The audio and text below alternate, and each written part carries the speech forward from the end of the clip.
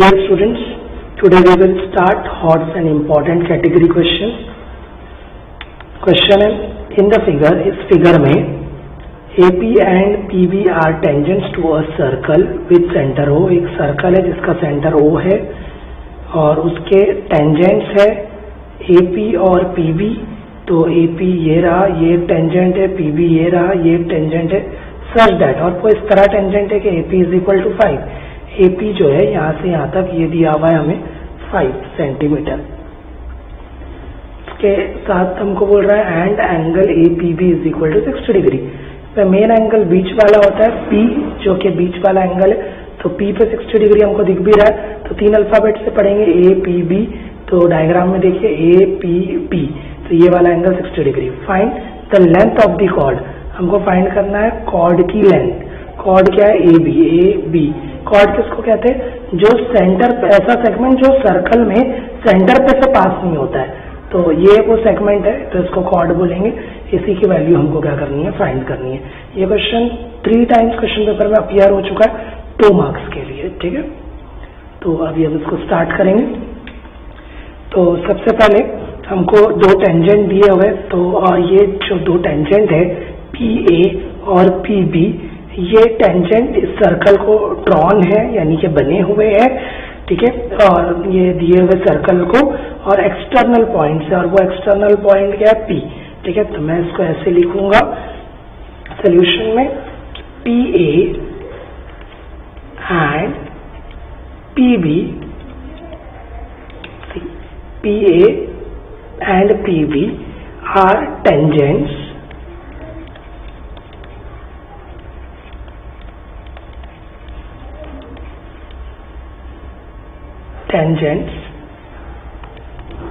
drawn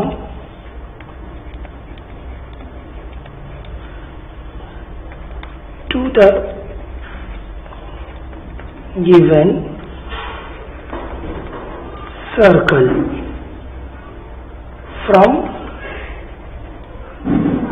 an external point,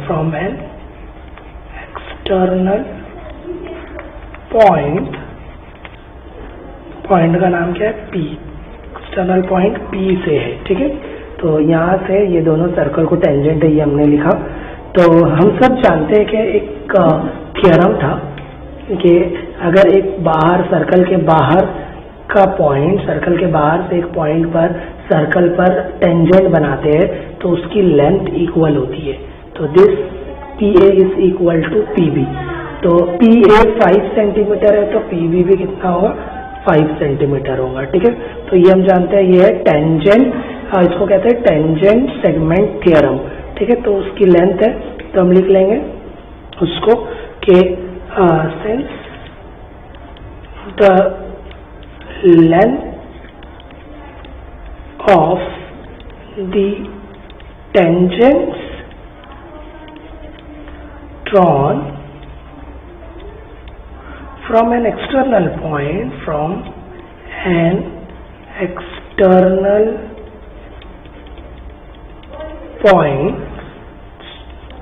to a circle are equal. वो क्या होते हैं? इक्वल होते हैं. ठीक है, तो हमने यहाँ इक्वल बता दिया कि एक्सटर्नल पॉइंट है, इससे 2 टेंजेंट बनाया सर्कल को, वो इक्वल होंगे. तो ये इक्वल है किसके? PB के. PA इक्वल है PB के, दोनों 5 सेंटीमीटर हो गए. ठीक है, तो हम लिखेंगे देयरफॉर, डायग्राम के अकॉर्डिंग या स्टेटमेंट के अकॉर्डिंग. ठीक है, ये किसका स्टेटमेंट है? Tangent segment theorem. ठीक है, तो ये टेंजेंट सेगमेंट थ्योरम. ठीक है, तो ये पहला टेंजेंट है PA, दूसरा है PB, दोनों इक्वल होंगे. तो हम लिखेंगे PA is equal to PB. इसको लिखने के बाद अब क्या हो गया? देखिए, अब PA और PB को हम ले लेंगे ट्रायंगल के अंदर C. तो अगर मैं इसको पूरे सर्कल ना समझते हुए ये समझूं कि ट्रायंगल PAP ये एक ट्रायंगल है. ठीक है, ये ऊपर वाला इतना. तो अब क्या हो रहा है? इस ट्रायंगल में 2 साइड इक्वल है. इसका मतलब ये कौन सा ट्रायंगल हो गया? आइसोसेलेस ट्रायंगल हो गया. राइट, आइसोसेलेस ट्रायंगल हो गया. तो आइसोसेलेस ट्रायंगल में दो साइड इक्वल होते हैं। तो प्रॉपर्टी ये आइसोसेलेस ट्रायंगल थ्योरम की कि जो दो साइड इक्वल होते हैं उसके अपोजिट एंगल भी इक्वल होते हैं। तो पहला साइड है PA, तो उसके अपोजिट में कौन सा एंगल आ रहा है? तो एंगल B आ रहा है, राइट। उसी तरीके से दूसरा साइड है PB, उसके अपोजिट में कौन सा एंगल आ रहा है? तो वो एंगल A आ रहा है। ये दोनों एंगल भी इक्वल होंगे, ठीक है। तो पहले हम लिखेंगे, अभी हम किस में आ रहे हैं? ट्रायंगल में। तो इन ट्रायंगल, ट्रायंगल का नाम क्या है? PAB। ट्रायंगल PAB में दोनों साइड सेम लेंथ की है या इक्वल है, तो हम लिखेंगे साइड, अब टेंजेंट नहीं बोलेंगे PA और PB को, क्योंकि अब ट्रायंगल के अकॉर्डिंग PA और PB टेंजेंट नहीं रहे, सर्कल के अकॉर्डिंग वो टेंजेंट रहे, ट्रायंगल के अकॉर्डिंग वो उस ट्रायंगल की साइड्स हो गए, ठीक है। तो हम लिखेंगे PA, साइड PA बोल देंगे अब हम, एंड साइड्स कर देते हैं, side PA and side PB are equal. दोनों क्या है?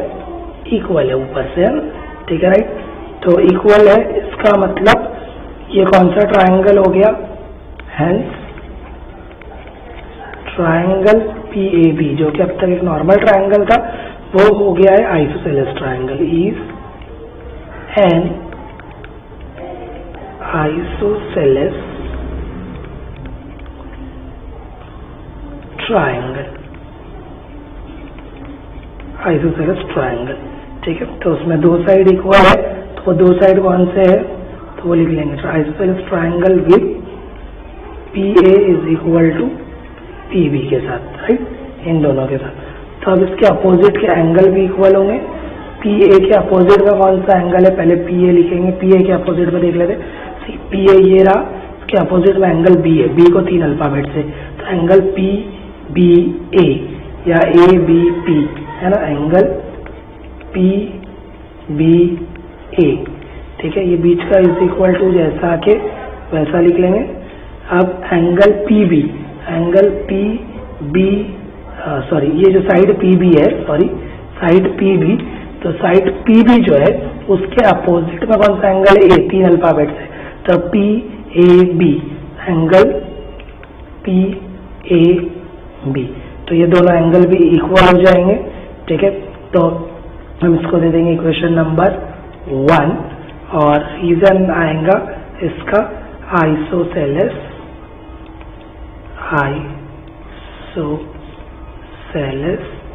ट्रायंगल थ्योरम, ठीक है। तो ये हो गया हमारा। इसके बाद आगे बढ़ेंगे।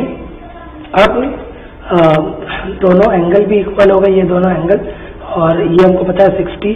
तो हम पूरे एक ट्रायंगल में आ जाएंगे, ये ट्रायंगल में वापस से, और तीनों एंगल को प्लस करेंगे। The sum of all the angles of a triangle is 180 degree. तो वो हम इस ट्रायंगल में यूज करेंगे, ठीक है। तो मैं लिखूंगा again, I am coming in triangle PAB, अब इसमें लिखेंगे property, since the sum of measures of all the angles of a triangle is 180 degree. ये क्या है? ये है प्रॉपर्टी, ठीक है। आपको याद करना है, जहाँ जहाँ हमने प्रॉपर्टी लिखी है वो सब आपको याद होना चाहिए। देयरफॉर अब तीनों एंगल को प्लस करेंगे। एंगल P को पहले ले लेते हैं, तो 3 अल्फाबेट से, तो एंगल APB, तो ये हो जाएगा एंगल APB। इसमें प्लस करेंगे दूसरा एंगल। अब P के बाद हम ले लेते हैं A को, ठीक है, 3 अल्फाबेट से, तो PAB, एंगल PAB, प्लस तीसरा एंगल प्लस करेंगे B 3 अल्फाबेट से, तो PBA, angle PBA is equal to 180 degree. इसका रीजन जो है वो यहाँ आ चुका है, ठीक है। Therefore angle A P B कितना है 60 डिग्री है, ठीक है। सी ए पी बी कितना 60 डिग्री, ठीक है। तो 60 रखे प्लस अब ये दोनों अभी हम क्या करेंगे पी ए बी जैसा के वैसा रखेंगे, पी ए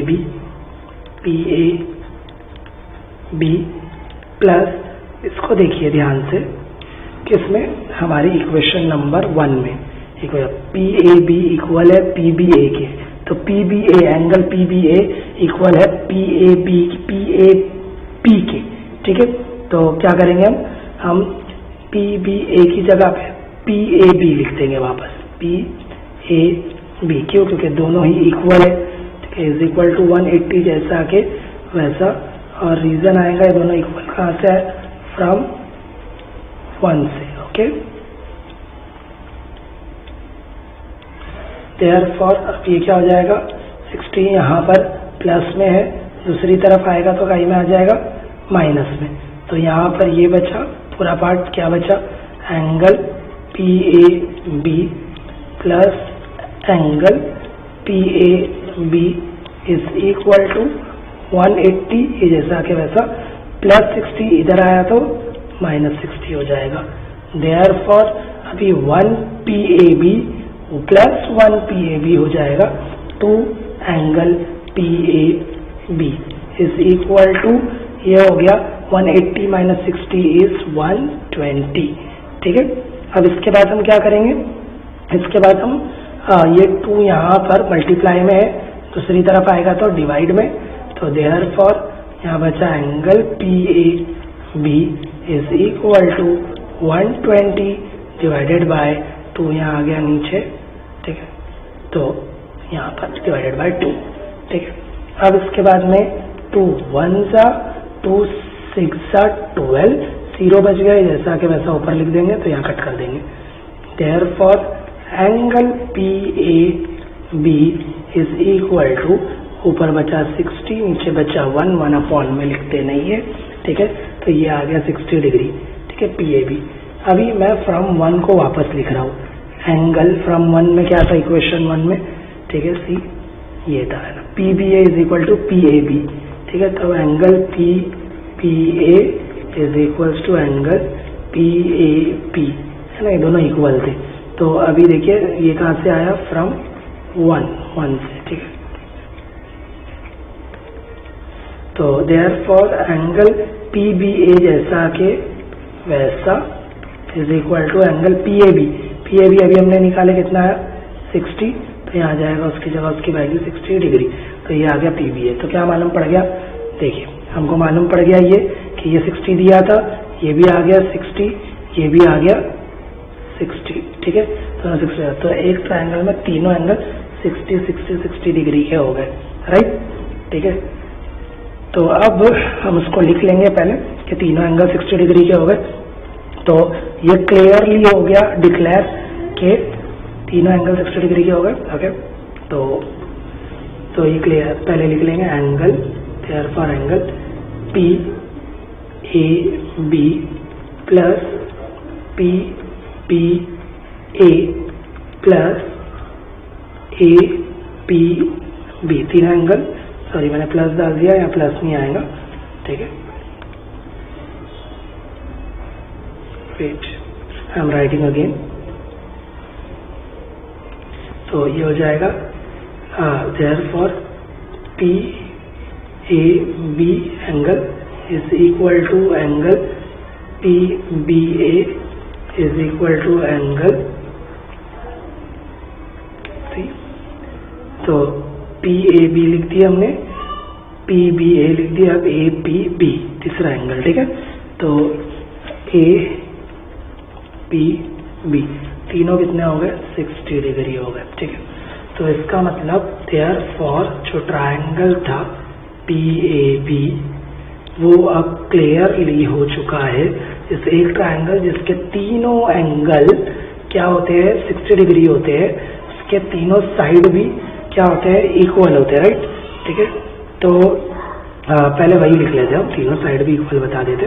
तो हम लिखेंगे एंगल, हम लिखेंगे देयरफॉर तीनों साइड, ठीक है, तीनों साइड क्या P A is equals to PBAB is equals to PB, PA is equal to PB is equals to AB, तीनों साइड इक्वल हो गए। इसका मतलब देयरफॉर ट्रायंगल PAB, ठीक है, ये जो ट्रायंगल है PAB, ये कौन सा ट्रायंगल हो गया? इज एन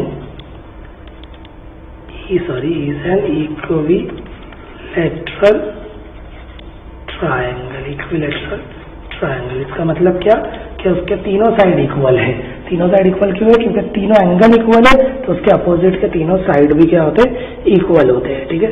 तो अब इसका मतलब ये हो गया, ये इक्विलैटरल ट्रायंगल हो गया ये, तो इसके तीनों साइड इक्वल होंगे, दो तो इक्वल थे, तो तीसरा भी इक्वल हो जाएगा, यानी ये दोनों 5 सेंटीमीटर थे, तो ए बी भी कितना आ गया? 5 सेंटीमीटर, है ना। तो हम लिखेंगे कि उसके बाद में therefore PA is equals to PB is equals to AB is equals to 5 centimetre. That is, इसका मतलब ये हो गया AB हमको फाइंड करना था, हो गया 5 सेंटीमीटर, ठीक है, 5 सेंटीमीटर हो गया ये। तो ये आंसर है हमारा, ठीक है, मेन आंसर है। इसको बॉक्स बना, पहले लास्ट में आंसर लिख लेते हैं और इसको बॉक्स बना के हाईलाइट भी कर देंगे, ठीक है। तो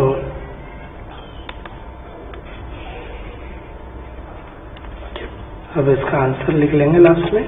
तो आंसर में क्या लिखेंगे? The length of the chord, जैसे क्वेश्चन में पूछा है, फाइंड, यहाँ से फाइंड छोड़ देंगे, ये छोड़ देंगे।